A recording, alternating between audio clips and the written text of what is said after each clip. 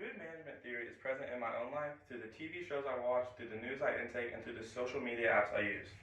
Think about this. If I'm watching Impractical Jokers 24/7, my mood's going to be pretty good, right? Funny group of guys. That is a perfect example of mood management theory.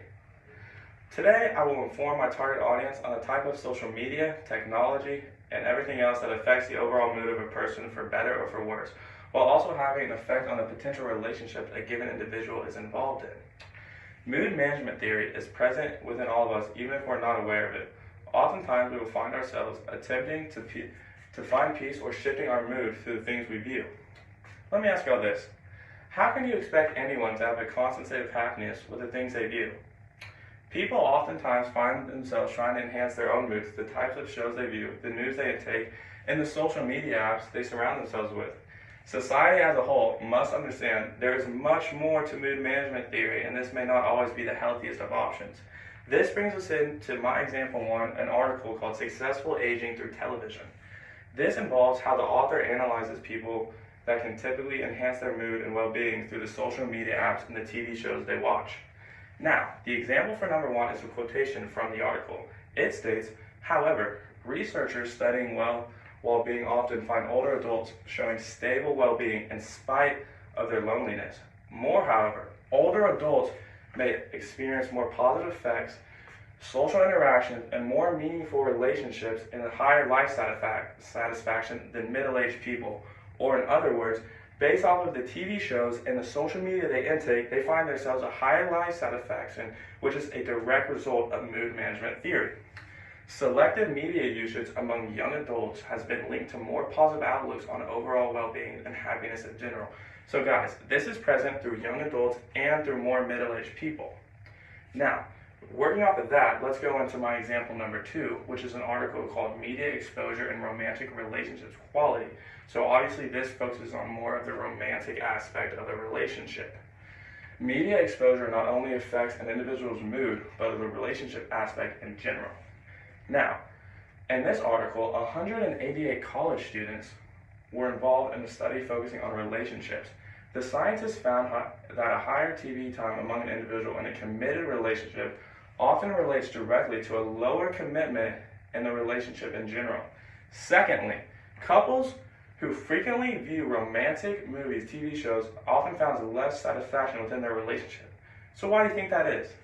Because they're comparing their own relationship to a relationship they perceive on TV, which is not healthy at all.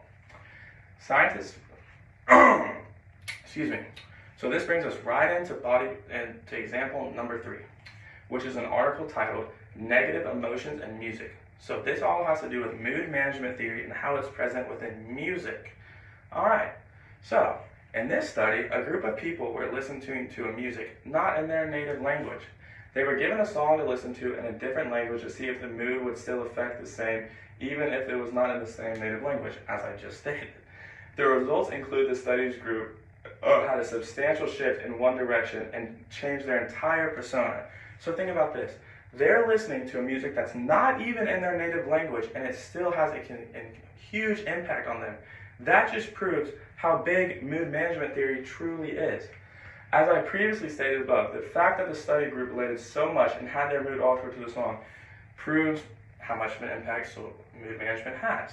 Now this brings us into our final and last example in an article titled Depression, Emotional States, and the Experience of Binge-Watching Narrative Television, written by the Atlantic Journal. This paragraph focuses on the relationships between binge-watching television series and how it affects, or in other terms, manages a certain person's mood. So, the example to be used from this certain paragraph is another quotation, and it states, emotional states experienced after binge-watching has implications for entertainment gratifications. So, after binge-watching a TV show, your entire emotional state is completely altered due to the persona you take on as you're in that TV show. Alright? So, you can obviously have been in that situation. This brings us into our conclusion. The overall mood of an individual can be altered through the media they intake.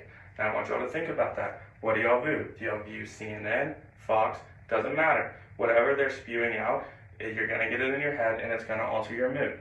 The fact that relationships can be altered through media or shows they watch should show the impact mood management theory has on a person or overall people in general. I want to leave y'all with this. What would society look like if individuals controlled the type of media they intake on a daily basis? Or in other words, what if we self-monitor the type of social media we expose ourselves to on a daily basis? What would that look like? Y'all tell me.